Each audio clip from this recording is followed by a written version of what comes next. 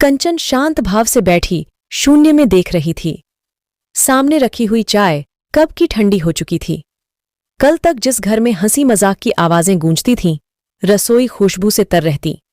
कहीं बेटी की साड़ियां बिखरी होती तो कहीं सलवार कमीज। कभी कौन सी फिल्म देखने जाना है इस पर भारी डिस्कशन होता तो कभी अगली छुट्टियों की प्लानिंग। लेकिन आज पूरे घर में गहरी चुप्पी थी। कंचन के कानों में अचानक बेटी और नातिन की आवाज गूंजने लगती, पर नजरें उठाकर देखती तो साईं साईं करता। उदास घर खाने को आ रहा था। गहरा सन्नाटा छाया हुआ था, बिल्कुल उसके अंतर्मन की तरह। कंचन ने गहरी सांस ली और उठ बैठी। बालकनी में टहलते हुए कंचन ने नीचे देखा। बगीचे में खेलते हुए बच्चों को देखकर फिर स्वीटी की याद आ गई। एक हूक सी उठी भीतर से जो उसकी आंखें भिगो गईं। बिल्कुल नीरू पर गई है स्वीटी। हाँ, नीरू भी तो इतनी ही थी जब उसकी गोद में आई थी। वक्त पंख लगाए कैसे चला जाता है पता ही नहीं चलता। कंचन बालकनी में रखी कुर्सी पर आंखें बंद कर बैठ गई। क्या दीदी, आपने चाय भी नहीं ली? तबीयत तो ठीक है ना आपकी? सीमा ने कंधे पर हाथ रखते हुए पूछा। हाँ, बिल्कुल ठीक है, वो अचानक बोली। दूसरी चाय बना दूं क्या दीदी? कंचन गहरी सोच में खो गई थी। उसने कोई जवाब नहीं दिया।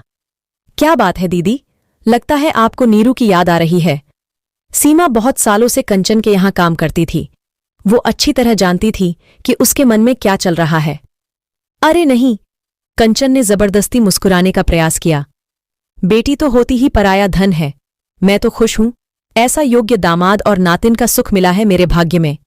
मैं तो अगर दिया लेकर खोजती तब भी ऐसा दामाद नहीं खोज पाती। ये तो नीरू की किस्मत है कि उसे ऐसा होनहार, व्यवहार कुशल और नेक दिल जीवनसाथी मिला है। अच्छा, जरा सी कॉफी बना दे। सीमा को कॉफी का कहकर कंचन अपने कमरे में आ गई। तकिया लेकर लेटी तो बंद आंखों के सामने उसका अतीत आ गया। ये बात तब की है जब मैं BA फाइनल में थी कि एक दिन पापा ने आकर कहा, कल विनोद के मम्मी पापा आ रहे हैं तुम्हें देखने, तुम घर पर ही रहना। अचानक शादी की बात सुनकर मुझे झटका सा लगा। मैं अभी आगे अपनी स्टडी करना चाहती थी। कुछ बनने की तमन्ना मन में थी, पर जब पापा से कहा, देखो कंचन, मैं तुम्हारे कुछ बनने के चक्कर में नहीं रहना चाहता, फिर तुम्हारे पीछे छोटी भी तो है। अपनी नौकरी रहते मैं तुम दोनों के हाथ पीले कर देना चाहता हूं। भगवान ने बेटा तो दिया नहीं, समय रहते मैं अपनी जिम्मेदारियों से मुक्त होना चाहता हूं। विनोद अच्छे खानदान का है, वो तो तुम सुंदर हो इसलिए बात बनी है, वरना उसके घर शादी करने वालों की लाइन लगी है। पापा मुझे समझा रहे थे। मेरी आंखों के आगे अंधेरा सा छा गया। मेरे सपने चूर चूर हो गए थे। मैं उस दिन बहुत रोई थी। मुझे याद आया बचपन के वे दिन जब पापा मुझे राजकुमारी कहकर बुलाया करते थे। हम 2 बहनें ही थीं, पर पापा ने कभी हमें बेटे से कम नहीं माना था। पर आज पापा अक्सर कहते थे, देखना मेरी होनहार बेटियां मेरा नाम दुनिया में रोशन करेंगी। मैं इन्हें IAS ऑफिसर बनाऊंगा। लाल बत्ती की वैन में बैठकर जब ये जाएंगी तो दुनिया देखती रह जाएगी। पर मम्मी के जाने के बाद पापा बिल्कुल बदल गए। हमेशा हंसते रहने वाले पापा का स्वभाव बदल गया था। उन्हें अपनी जिम्मेदारियों से मुक्त होने की बहुत जल्दी थी। उन्हें ऐसा लगता कि कहीं मैं भी मर गया तो। शायद ये भय उनके डिप्रेशन का कारण बन गया और खा गया हमारे सपनों को। मैंने और छोटी ने बहुत कोशिश की, पर पापा को डिप्रेशन से बाहर नहीं निकाल पाए। अब तो घर में वही होता जो पापा कह देते। जिस दिन विनोद अपने मम्मी पापा के साथ मुझे देखने आए, उसी दिन हमारी सगाई तय हो गई और पेपर खत्म होते ही शादी। सब कुछ इतना जल्दी हुआ कि सोचने का मौका ही नहीं मिला। वैसे विनोद मुझे भी पसंद आया। लंबा कद, गोरा शरीर और उसका शायराना अंदाज। अब मेरे सपनों में था सिर्फ विनोद। मेरी पापा से सारी शिकायतें भी खत्म हो गई थीं। मुझे विनोद से प्यार हो गया था। सच में ये इंसान भी अजीब होता है। उनकी जिंदगी में प्यार का मौसम आते ही वे सब कुछ ड्रॉप कर देता है। सारे सपने, ख्वाहिशें, तमन्नाएं, सब कुछ प्रेम के हवाले कर देता है। आई एम इन लव, इस एक वाक्य के सहारे वो सब कुछ भूलकर उस इंसान के साथ चली जाती है, सपनों के रंगीन आसमान में, जिसे कल तक वो जानती तक नहीं थी। एक इंसान के मिलते ही इंद्रधनुषी ख्वाहिशें नए सिरे से जिंदगी की सफलता तय करने लगती है। पूरी दुनिया को उसी नजर से देखने लगती है जिन आंखों में उसे खुद के लिए प्यार दिखाई देता है। शादी के बाद ठीक ऐसा ही हाल मेरा भी था। विनोद को देखकर दिन शुरू होता तो उसी की बाहों में रात। मैं वही पहनती जो उसे पसंद था, वही करती जो उसको पसंद आए। मेरे सोच विचार सब पर उसी का कब्जा था। उसके प्यार का जादू मेरे सर पर बोल रहा था। मेरी जिंदगी विनोद से शुरू होकर उसके आगे पीछे लट्टू की तरह नाच रही थी। शादी के महीने भर बाद हम हनीमून मनाने गोवा चले गए। गुलाबी सुबह, सुहानी शाम, खुशनुमा माहौल, गीली रेत पर निशान रखते कदम, बाहों में बाहें और आंखों में आंखें डाले एक दूसरे का साथ। लेकिन इन सब के बीच कुछ ऐसा था जो मुझे अजीब लग रहा था। हनीमून के दौरान मैं समझ गई थी कि विनोद को काफी गुस्सा आता है। एक तरफ उसकी जिंदादिली मन मोह लेती, तो दूसरी तरफ उसका गुस्सा मेरे सारे अरमानों पर पानी फेर देता। बात बात पर टोकना विनोद की आदत थी। विनोद का बर्ताव मेरे सामने बहुत सारे सवाल लेकर आए थे, पर मैं किससे कहती और क्या कहती। 15 दिन गोवा में बिताकर हम घर लौट आए थे।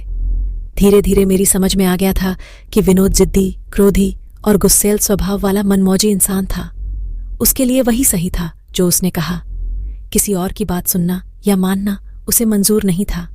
मैं सब कुछ जान गई थी, पर मैंने सोचा मैं अपने प्यार से विनोद की बुराइयों को अच्छाई में बदल दूंगी। बस इसी प्रयास में मैं उलझती चली गई। मेरा समझाना विनोद को हमेशा उपदेश ही लगता, वो गुस्से में बोलता। संयुक्त परिवार में मुझे सबके सामने बार बार अपमानित होना पड़ता। मेरी टीस मेरी आंखों से पानी बनकर बरसती, पर इससे कहाँ कुछ बदलने वाला था। दीदी कॉफी, सीमा ने लाइट जलाते हुए कहा। बाहर गहरा अंधेरा हो गया था, ठीक मेरे जीवन में छाए अंधेरे की तरह, पर रात को ज्यों चंद्रमा आलोकित करता है, नीरू भी रोशनी बनकर मेरी जिंदगी में आई। कॉफी पीते हुए पुरानी बातें फिर याद आने लगी थीं। शादी के 2 साल बाद विनोद का तबादला दिल्ली हो गया। मैंने राहत की सांस ली कि कम से कम सबके सामने जलील तो नहीं होंगी। विनोद की आदतें यहां भी उसी तरह बनी हुई थीं। हर बात चीज में बुराई निकालना, चिल्लाना, अपनी टांग छोटी से छोटी और बड़ी से बड़ी बात पर ऊपर रखना उसके स्वभाव का हिस्सा थी। मैं लाख कोशिश करती, लेकिन विनोद किसी बदलाव के लिए तैयार नहीं था। कभी कभी मेरा मन करता कि सब कुछ भूलकर कहीं भाग जाऊं, कहीं दूर, बहुत दूर। पर कहाँ? ये ऐसा सवाल था जिसका जवाब मेरे पास नहीं था। परंपरा के चक्र में फंसा मेरा मन डोली में आने वाली सिर्फ अर्थी पर ही वापस जाती है। इसके आगे कुछ सोच ही नहीं पाता था। दिन, महीने, साल यूं ही गुजर रहे थे। धक्का मुक्की करते हुए सांसें भी चल रही थीं। मेरा मोम जैसा दिल पत्थर होता जा रहा था।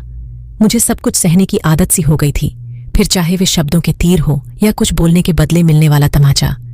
शादी को 4 साल बीत गए थे, पर मेरी गोद सूनी ही रही। विनोद को एक और बहाना मिल गया था मुझे अपमानित करने का। भगवान भी न जाने किन कर्मों का फल दे रहा था मुझे। डॉक्टर ने तो सब कुछ नॉर्मल ही कहा था, पर हारे हुए ज्वारी की तरह चुप रहना ही मेरी नियति बन गई थी। कॉफी खत्म कर टहलते हुए याद आया वो दिन जब नीरू मेरी जिंदगी में आई। उस दिन सुबह आंख खुली तो लगा नीचे काफी शोर हो रहा है। मैंने बालकनी से देखा, पर माजरा समझ नहीं आया तो फिर नीचे चली गई। वहां पुलिस भी थी।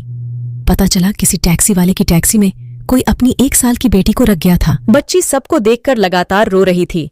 सब उस मासूम से तरह तरह के सवाल कर रहे थे, लेकिन वो उन सबको फटी आंखों से देखती और फिर रोना शुरू कर देती। पुलिस अपनी पूछताछ कर रही थी। टैक्सी वाला अपनी अनभिज्ञता की कहानी सुना रहा था। लोगों की बातें जारी थीं। कोई माता पिता के भूलने की बात कहता, कोई जानबूझकर रखने की, कोई बेपरवाही के अन्य किस्से सुना रहा था, तो कोई भगवान की लीला बता रहा था। पर किसी को बच्ची की परवाह थी ऐसा नहीं लग रहा था। मैंने आगे बढ़कर बच्ची को गोद में ले लिया और फिर पास की दुकान से टॉफी और बिस्किट खरीदे। बच्ची स्नेह पाकर चुप हो गई। मेरी ममता मुझे मजबूर कर रही थी। मैं लगातार उसके सर पर हाथ फिराती रही। पुलिस ने अपनी कार्यवाही खत्म की और मेरी गोद से बच्ची को लेने लगे। मैं जैसे ही उस बच्ची को उन्हें सौंपने लगी, वो फिर से रोने लगी। अब मेरी ममता अपने चरम सीमा पर थी। मैं उसे रोते हुए नहीं देख पा रही थी। फूल सी नन्ही जान मेरी गोद से नीचे नहीं उतरना चाहती थी। उसने मेरा पल्लू कसकर पकड़ रखा था। मेरे भीतर की मां ने बिना किसी की परवाह किए कहा, जब तक इसके माता पिता नहीं मिल जाते, क्या मैं इसे अपने पास रख सकती हूं? पुलिस वालों की तो जैसे बला टली। क्यों नहीं? जब इसके माँ बाप मिल जाएंगे हम इसे ले जाएंगे। मेरा नाम, पता नोट कर पुलिस अपने रास्ते चली गई और मैं बच्ची के सर पर हाथ फिराते, उससे बातें करते। जब घर के दरवाजे पर गई तो होश में आकर रुक गई। विनोद दरवाजे पर ही था। विनोद, ये बच्ची अपने माता पिता से दूर हो गई है। ये बुरी तरह से रो रही थी। तो मैंने किसी तरह थूक निगलते हुए मैंने कहा। विनोद पांव पटकते हुए भीतर चला गया। मुझे आने वाले तूफान का अंदाजा हो चुका था, पर अब क्या? तीर तो तरकश से निकल चुका था। विनोद, पता नहीं क्या सलूक करती पुलिस इस मासूम के साथ, इसलिए मैं इसे अपने साथ ले आई। क्यों ठीक ही किया ना मैंने। कहते हुए मेरी जुबान कांप रही थी, बदन सूखे पत्ते की भांति कांप रहा था। हाँ, अच्छा काम किया है तुमने। न जात का पता न धर्म का, पता नहीं किसका पाप है, बस ले आई। घर पर ही था मैं, पूछने तक की जहमत नहीं ली तुमने। बहुत चर्बी आ गई है आजकल। कहते हुए विनोद ऑफिस चला गया। 5 दिन तक उसके माँ बाप का कोई पता नहीं चला। विनोद रोज मुझसे बहस करता कि इसको पुलिस के हवाले कराओ या फिर अनाथालय में ले जाने की रट लगाता, पर मुझे अपनी ममता की पुकार के आगे कुछ सुनाई नहीं दे रहा था। विनोद की हर बात पर मैंने चुप्पी का ब्रह्मास्त्र रख दिया था। मेरी चुप्पी उसके गुस्से की ज्वाला में घी का काम कर रही थी। एक दिन मैंने हिम्मत करके विनोद से पूछा, विनोद, क्यों ना हम इस बच्ची को गोद ले लें? प्लीज मना मत करना। आग बबूला हो गया था वो मेरी बात सुनकर। जाने कितनी जली कटी बातें सुनाई थीं उसने मुझे, और फिर अपना फैसला सुनाते हुए बोला, देखो कंचन, किसी और के पाप को मैं अपने गले की घंटी हरगिज नहीं बना सकता। मैं 3 दिन के लिए कंपनी के काम से बाहर जा रहा हूं। जब वापस आऊं तो ये मुझे यहां दिखाई नहीं देनी चाहिए, वरना मैं इसे ऊपर से नीचे फेंक दूंगा। इतना कहकर विनोद चला गया। मैं अंदर तक कांप गई थी। अजीब कशमकश थी। एक तरफ जिद्दी पागलपति था तो दूसरी तरफ फूल सी मासूम बच्ची, जो अब मुझे मेरे वजूद का हिस्सा लग रही थी। बहुत उलझन भरे थे वे 3 दिन। मैं उस मासूम बच्ची को किसी भी कीमत पर खोना नहीं चाहती थी। मेरी ममता का वेग इतना अधिक था कि मेरी छाती से दूध उतर आया था। न जाने किस भावावेश में मैं उसे अपना दूध पिलाने लगी थी। भगवान ने मेरे लिए एक अनमोल तोहफा भेजा था। मेरी मन्नतें, प्रार्थनाएं, व्रत, उपवास सब पूरे हो गए थे। फिर भला कैसे इस डूबती नैया की पतवार को मैं जाने देती? क्या पति नामक जीव इतना महत्वपूर्ण है जिंदगी में कि उसके बिना जिया नहीं जा सकता? क्या उसके लिए मैं अपनी ममता का गला घोंट दूं? क्या मंगलसूत्र और सिंदूर के बिना नारी का पति से अलग कोई व्यक्तित्व नहीं? क्या गुस्सैल पति की गालियां खाने से अच्छा ममता के समंदर में गोते लगाना सही नहीं है? ये प्रश्न लगातार मेरे अंदर चल रहे थे। प्रश्नों के चक्रव्यूह में उलझते 2 दिन बीत गए थे। अजनबी मासूम बच्ची और अपने पति विनोद में से मुझे किसी एक को चुनना था, वो भी विनोद के लौटने से पहले। आखिर बहुत सोचने के बाद मैंने फैसला लिया कि मैं न तो इसे पुलिस के हवाले करूंगी और न ही इसे अनाथालय भेजूंगी।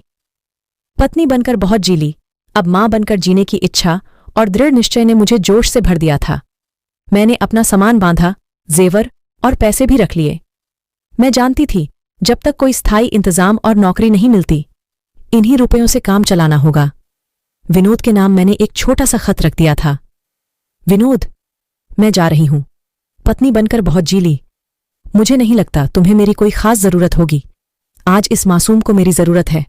तुम इसे अपना नहीं सकते और मैं इसे अकेला रख नहीं सकती, इसलिए जा रही हूं।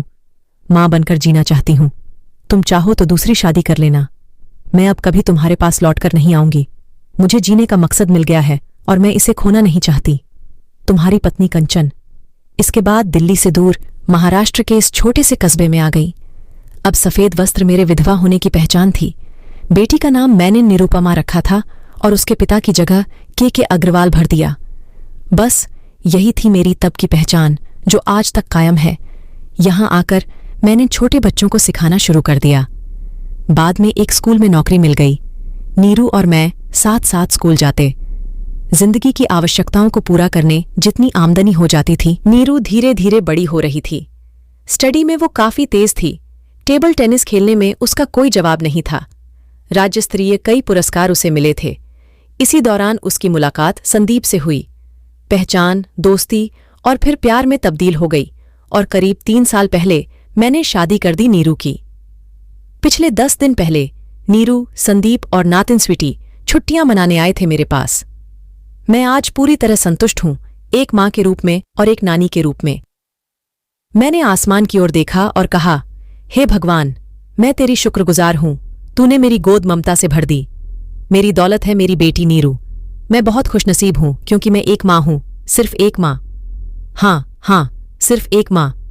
सोचते सोचते अपनी गीली आंखों को पोंछते हुए मेरी उंगलियां नीरू का नंबर डायल करने लगीं। दोस्तों, आपको मेरी ये आज की स्टोरी कैसी लगी? कृपया कमेंट में हमें जरूर बताएं और ऐसी ही इंटरेस्टिंग स्टोरी को सुनने के लिए प्लीज इस चैनल को लाइक, शेयर और सब्सक्राइब करना ना भूलें। मिलते हैं नेक्स्ट स्टोरी के साथ।